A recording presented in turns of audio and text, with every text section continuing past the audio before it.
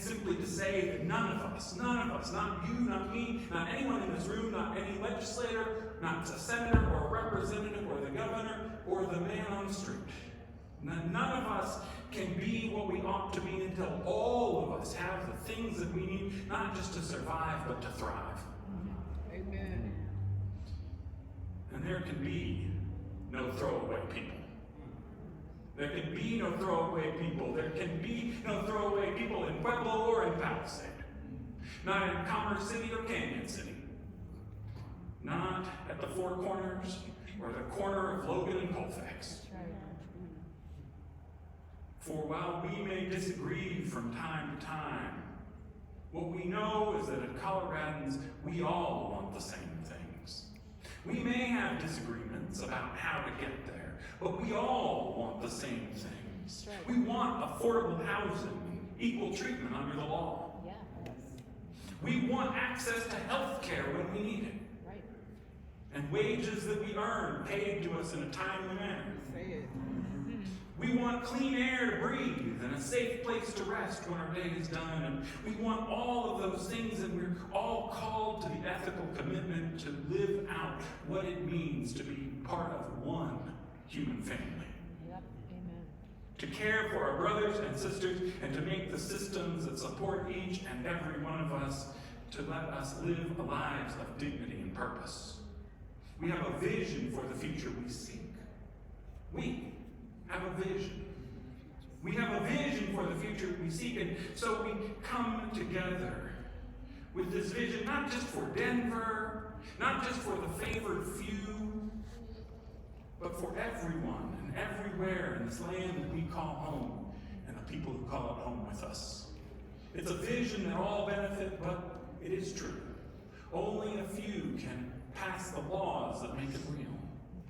And so we gather together with those people who work day, and those of you who follow the legislature know work at night, in committee hearings and meetings to pass the legislation that will make it real in this building during these months ahead. And so we gather. We gather here together with our voices and our visions and our prayers, and we come together to remind ourselves of that old community organizing adage that when we come to hard and difficult questions, we must ask ourselves, who do you love? And what does this mean for them? For there are and there will always be those people who will tell us it's too expensive. There are always going to be the people who say there isn't enough to go around, that we can't make everyone happy, that it's some kind of slippery slope. And it is surely better not to do such risky things, because they will say, we don't know where it'll land. But friends, we know where we've gotten to with the systems that we've had in place till now. We know about the disproportionate outcomes that our black and brown brothers and sisters have faced in law enforcement, in housing, in health care, in wealth and opportunity.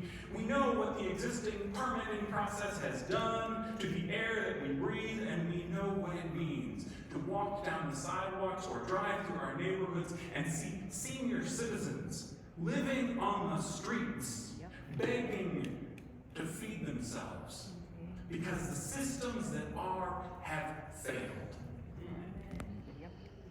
And so we must ask ourselves, all of us, legislators and community members alike, what vision do we hold for the future? What do we want to see, and how does it guide us to the places that we're going? Because we know that where we are is not good enough.